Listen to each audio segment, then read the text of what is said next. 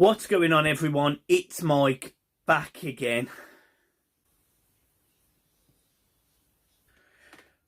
Let's talk about Everton.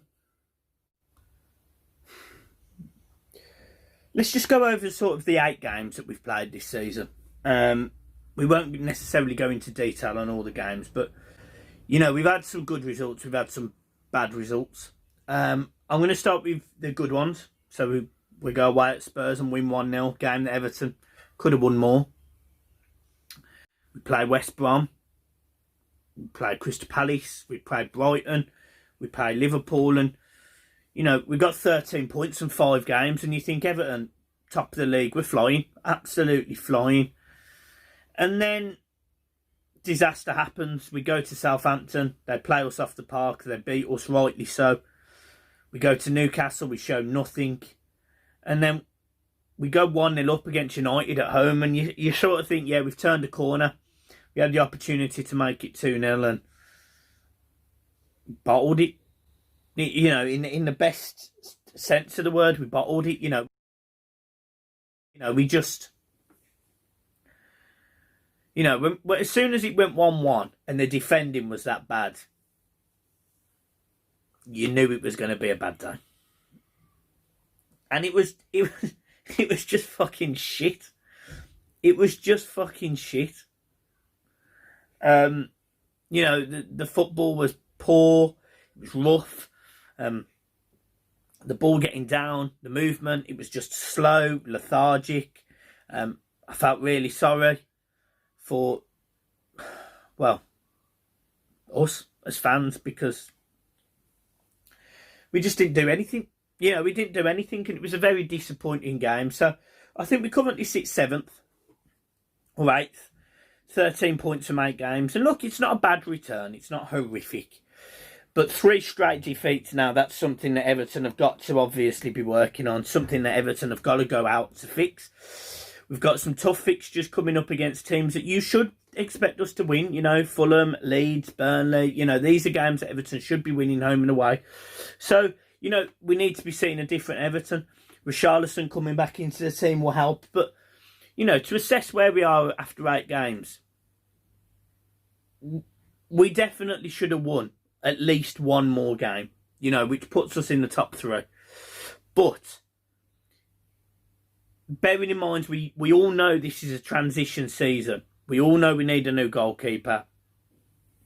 I can live with it. I'm not saying I'm completely over the moon. I'm not saying I completely agree with some of Carlo's decisions. Anthony Gordon getting nowhere near the first team. Don't quite get that. But I would be a mug for not backing Carlo Ancelotti. So I 100% back whatever that man does. But at this moment in time, we need Richarlison back. You know, that person who sort of turns defence into attack and attack into defence.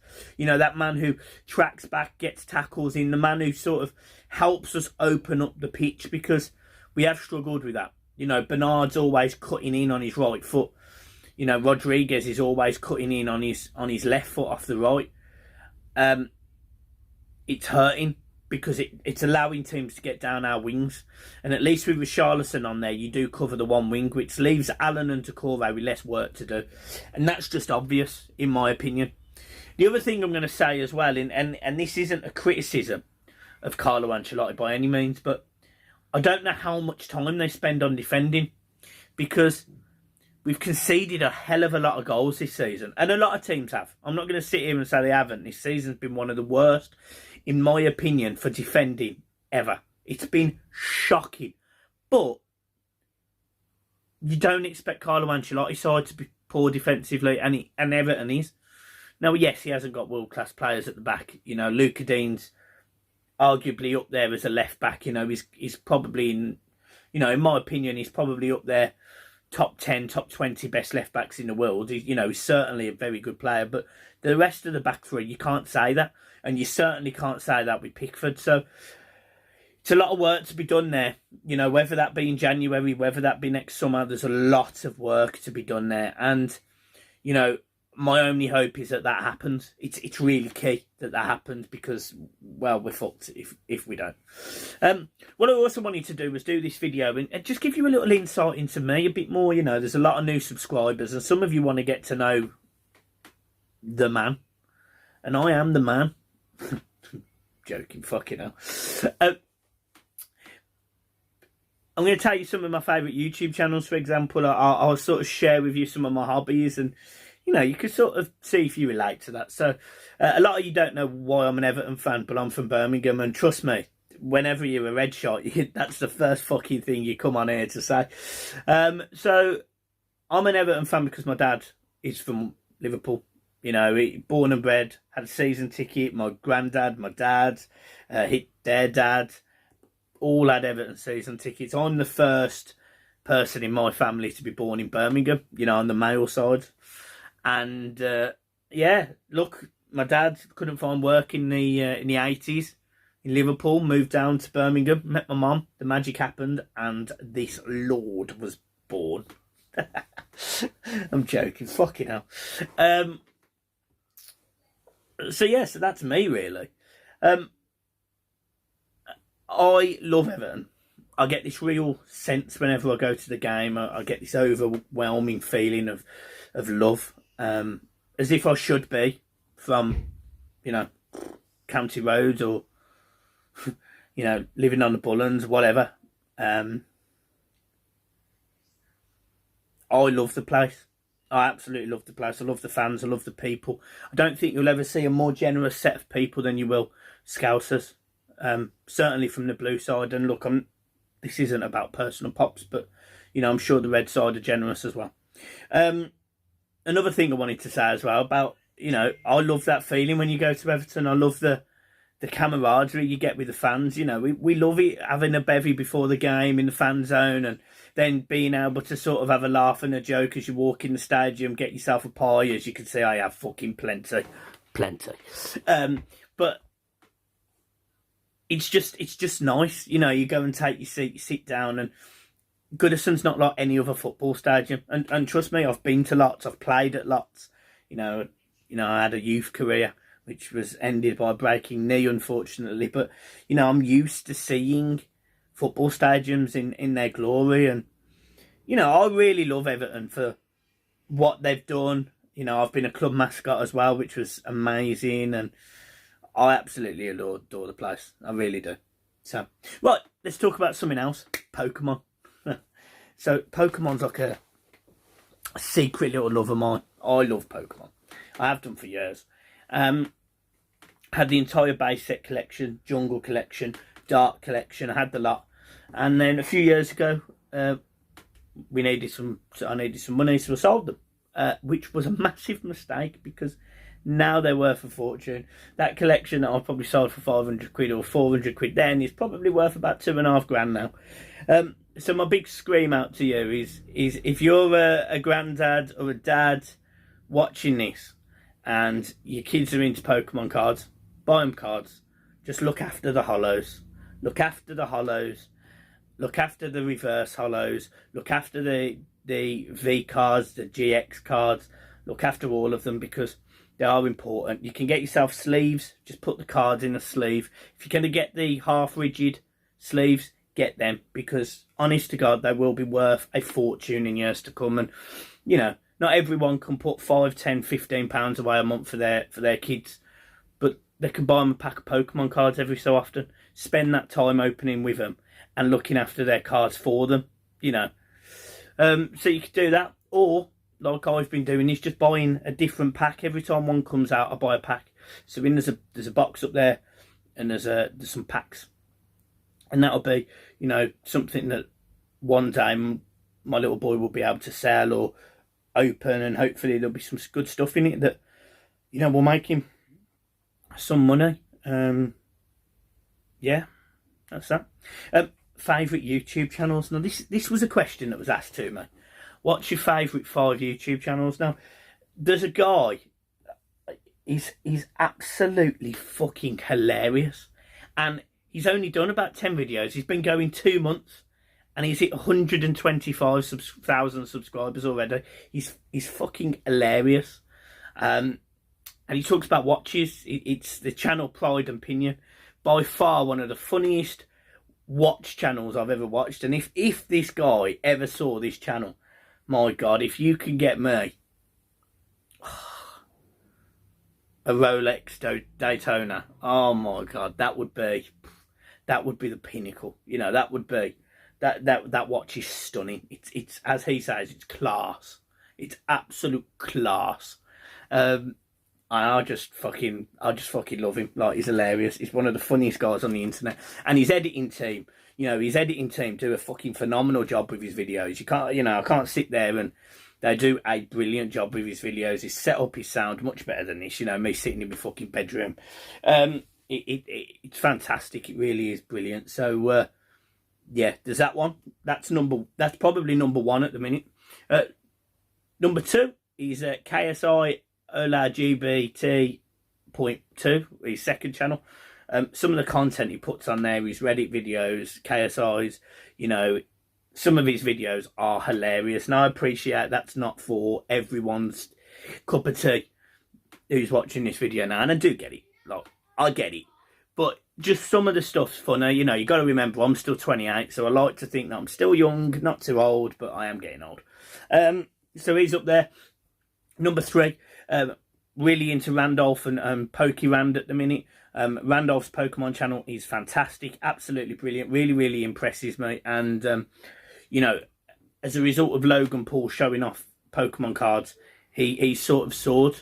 And it's fully deserved. He works really hard with what he does, and he's funny. He's a likeable character. So I might not be saying that. I've actually bought a card off him, and I've said to him, would he sign it just for my little boy? And we'll see if he does. Who knows? Number four, I quite like the infographic show. The infographic show. I've changed angles. The infographic show, it allows for, it shows things like history, but it does it by pictures, which I think is quite cool. Talks about like stories, and yeah, I quite like that. Some bright films, I like Discovery like videos, I like all that sort of stuff. So yeah, that's up there. Number five, I probably like the Sidemen. Yeah, I love the Sidemen. Sidemen's just funny because, it's 7 lads.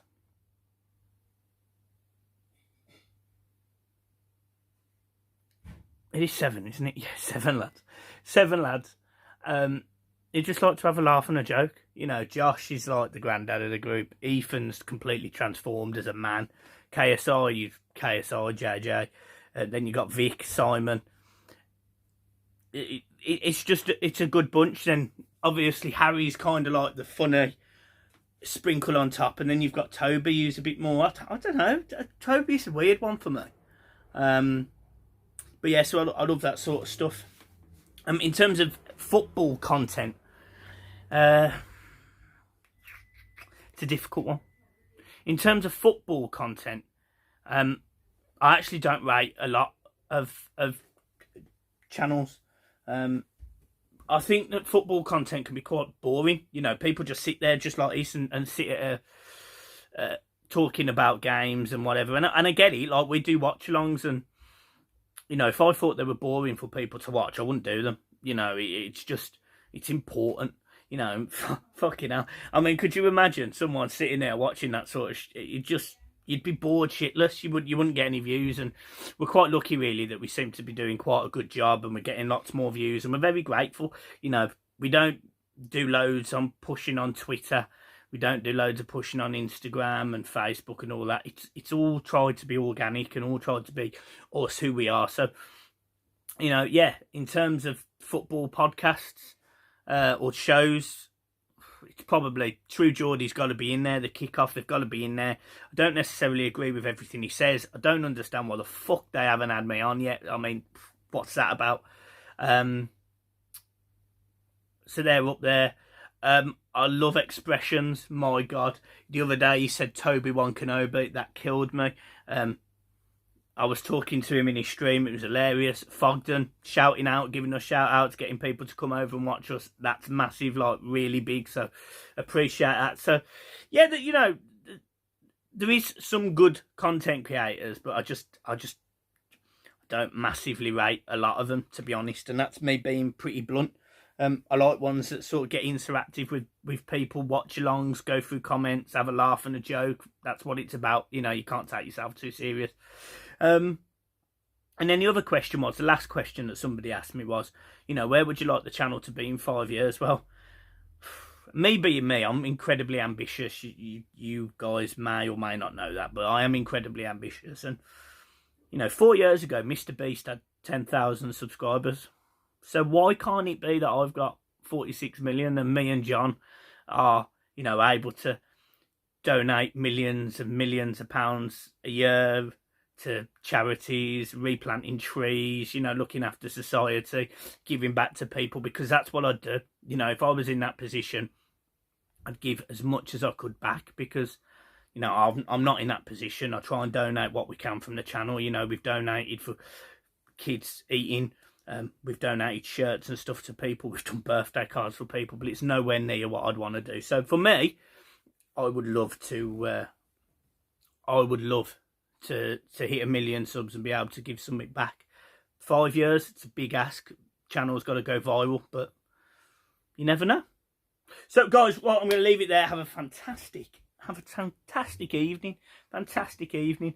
And if you've got any ideas for some content, let me know, because we do need to do stuff. We do need to do some content. And yeah, guys, we might just do some conspiracy stuff. A lot of people have been asked about that. We might just do that on this channel. Might just do some conspiracy stuff on this channel.